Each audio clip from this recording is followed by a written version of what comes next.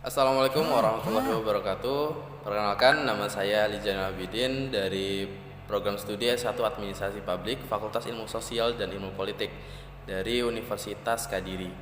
Kali ini saya akan menjelaskan sedikit atau mereview hasil jurnal yang saya ambil dengan judul Pemindanaan Terhadap Perilaku Homoseksual ditinjau dari perspektif hak asasi manusia di Indonesia.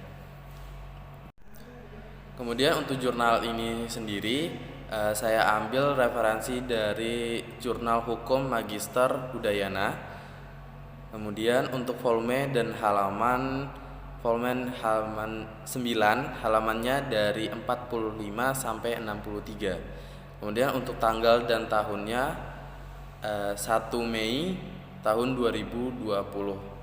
Untuk penulisan jurnal yaitu Khairul Azmi, Rusdi, Ali Muhammad, dan Riza Nizarli.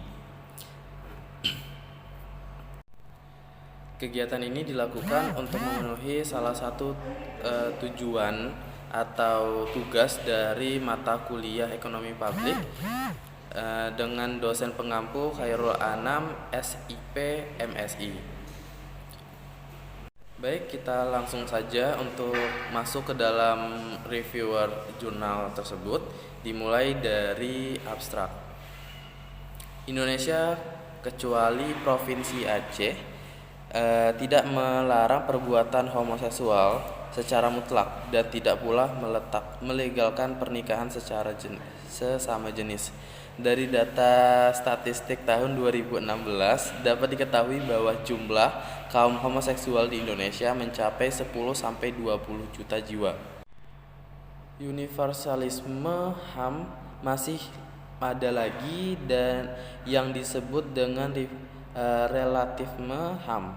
Budaya barat yang tidak memandang buruk perilaku homoseksual harusnya tidak dipaksakan untuk masuk ke dalam kebudayaan timur. Begitu juga dengan kebudayaan timur, sebaiknya juga tidak dijadikan katalisator untuk mengukur kesopanan budaya barat. Penelitian ini bertujuan untuk mengetahui pemindanaan terhadap perilaku homoseksual dapat dikategorikan sebagai pelanggaran HAM di Indonesia. Penelitian ini merupakan penelitian yuridis normatif. Data yang digunakan terdiri bahan hukum primer, sekunder, dan tersier. Kemudian untuk kata kuncinya ada pemindanaan, homoseksual, dan hak asasi manusia. Baik, kita lanjut ke dalam pembahasan atau introduction. Yang pertama, Tuhan menciptakan manusia berpasang-pasangan. Penciptaan laki-laki dan perempuan diikuti dengan pemberian hasrat seksual. Ketika laki-laki dan perempuan saling mengenal, selalu ada kecenderungan untuk melakukan hubungan seksual. Ada yang melakukan dengan prosedur yang legal dan ada pula yang melakukannya dengan prosedur yang ilegal. Yang kedua, negara-negara di dunia tidaklah melihat homoseksualitas dalam satu visi yang sama. Negara Arab cenderung mengatur perbuatan tersebut sebagai tindakan pidana. 3. Negara Barat cenderung tidak melarang perbuatan tersebut. Fenomena LGBT di dunia ditemukan pada sekitar abad ke-19. Pada masa itu, menurut American Psychiatry Association atau APA, LGBT dianggap sebagai gangguan mental. Menurut Statistic Manual of Mental Health atau DSM tahun 1952 menganggap bahwa LGBT sebagai gangguan kepribadian. Yang ketiga, kegiatan promosi homoseksual berlangsung secara general di seluruh wilayah Indonesia kecuali Provinsi Aceh. Di provinsi ini, perilaku homoseksual diancam dengan pidana cambuk maksimal 100 kali atau denda paling banyak 1000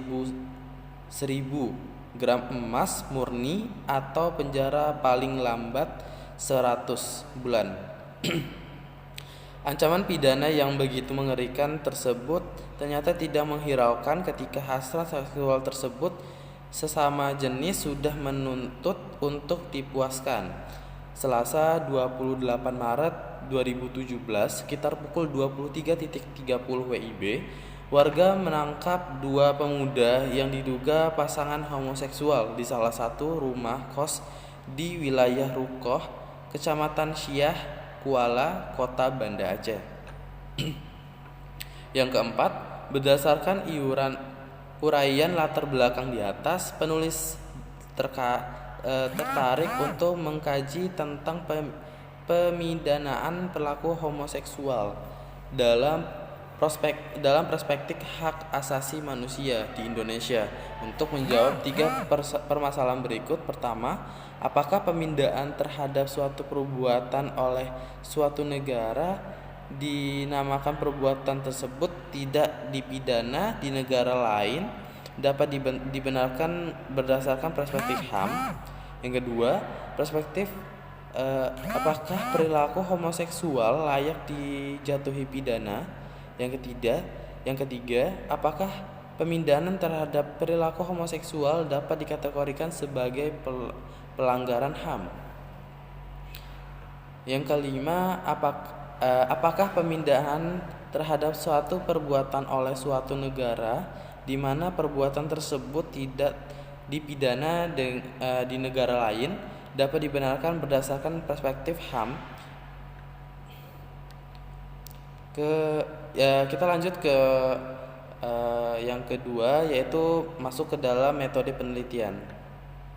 Metode penelitian yang digunakan dalam penelitian ini adalah yuridis normatif, yaitu dengan menganalisis aspek hukum pidana dan aspek HAM terkait pemindahan terhadap perilaku homoseksual. Yang berikutnya yaitu kerangka pemikiran dan teori yang digunakan.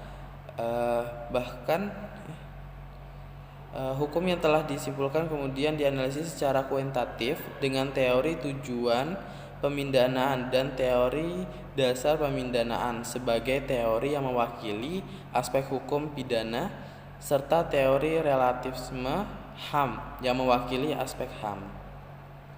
Baik, kita lanjut ke dalam pembahasan, yaitu dalam pembahasan itu membahas tentang pembenaran pidana berdasarkan hukum terhadap hak pada kalimat terakhir peraturan tersebut, yaitu hal itu penyiksaan tidak meliputi rasa sakit atau penderitaan yang semata-mata timbul dari melekat pada atau diakibatkan oleh suatu sanksi hukum yang berlaku.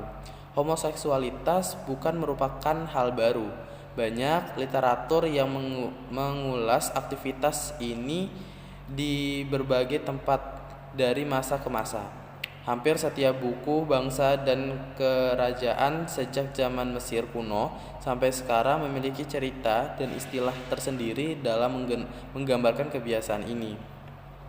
Kaum Sodom merupakan kaum yang pertama kali melakukan perbuatan homoseksual, lebih kurang sekitar 4.215 tahun yang lalu. Hal ini dapat terlusuri dari berbagai kitab suci, baik di dalam Al-Quran atau Islam maupun Injil atau Kristen.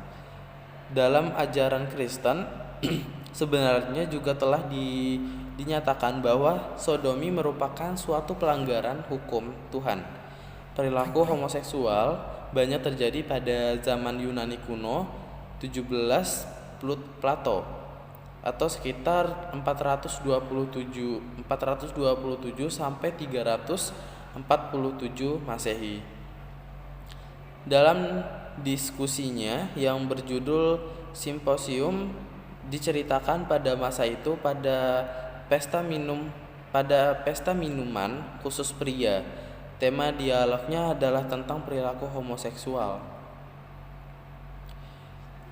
Baik, kita lanjut ke hasil penelitian atau consultation. Singkatnya, keamanan dan moral terpatri sangat kuat dalam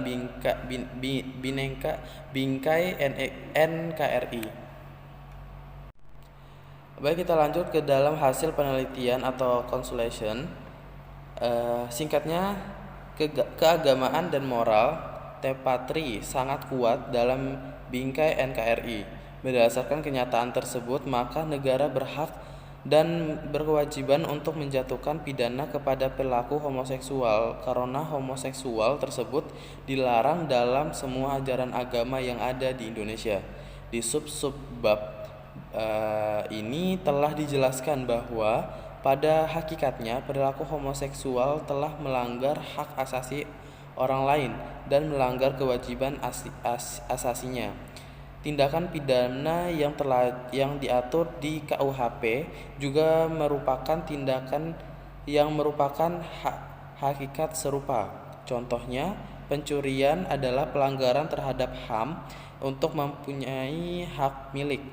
Kelainan yang menyebabkan matinya orang adalah pelanggaran terhadap kewajiban asasi.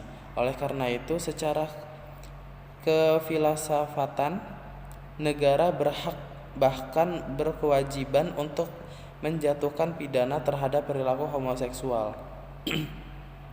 Penyakit HIV atau AIDS kebanyakan menyebar pada hubungan seksual sesama jenis. Sebelumnya telah dijelaskan tentang begitu berbahayanya penyakit ini. Maka salah satu wujud perlindungan negara terhadap masyarakat di bidang kesehatan untuk mencegah penyebaran penyakit ini adalah dengan cara memberikan ancaman pidana kepada perilaku homoseksual. Baik, kita lanjut ke dalam kekuatan penelitian. Untuk kekuatan penelitian ini telah terletak pada isi, tema, dan cara penyajian, yang dimana untuk penyajian jurnal ini sudah bagus, rapih. Kemudian untuk isi dari jurnal tersebut sudah menjawab semua hipotesis yang diterapkan yang telah dipertanyakan oleh si penulis. Dan juga untuk temanya sendiri sangat bagus agar dapat meningkatkan kesadaran masyarakat atau pembaca dapat menghindari perilaku menyimpang tersebut. Baik, kita lanjut ke dalam kelemahan penelitiannya. Untuk kelemahan penelitian tersebut di sini, penelitian ini adalah masih ada beberapa kata yang menggunakan bahasa yang kurang bisa dipahami oleh pembaca. Alangkah baiknya menggunakan bahasa yang lebih bisa atau lebih bisa dipahami atau bisa disederhanakan lagi untuk bahasanya. Untuk referensi, untuk pengambilan referensi dalam jurnal ini saya rasa sudah bagus karena sudah menggunakan referensi dari tahun ke tahun. Jadi terus ada updatean untuk pembahasan atau referensi untuk menyempurnakan jurnal tersebut. Yang dimana jurnal ini diambil dari kisaran tahun 1972 sampai 2016. Untuk total reviewers tersendiri ada sekitar 18. Catatan reviewer. Untuk catatannya sendiri, alasan saya mengambil materi ini karena masyarakat Indonesia masih kurang menyadari akan kasus-kasus di Indonesia. Terbukti sekarang di Indonesia sudah banyak yang terjebak dalam ruang lingkup LGBT, yang dimana kasus tersebut sudah dianggap biasa oleh masyarakat. Bahkan Provinsi Banda Aceh sendiri menjadi salah satu provinsi dengan tingkat LGBT tertinggi. Kita perlu meningkatkan lagi kesadaran masyarakat terkait kasus tersebut. Baik, mungkin itu saja yang dapat saya sampaikan dalam reviewers jurnal yang saya ambil pada kesempatan kali ini. Mungkin pada kesempatan kali ini saya juga meminta maaf apabila dalam penyebutan kata atau nama, kemudian untuk instansi yang berkaitan masih salah dalam penyebutan, saya memohon maaf karena saya juga masih belajar untuk mendalami masalah tersebut atau reviewers jurnal seperti ini. Baik, mungkin saya akhiri. Terima kasih. Wassalamualaikum warahmatullahi wabarakatuh.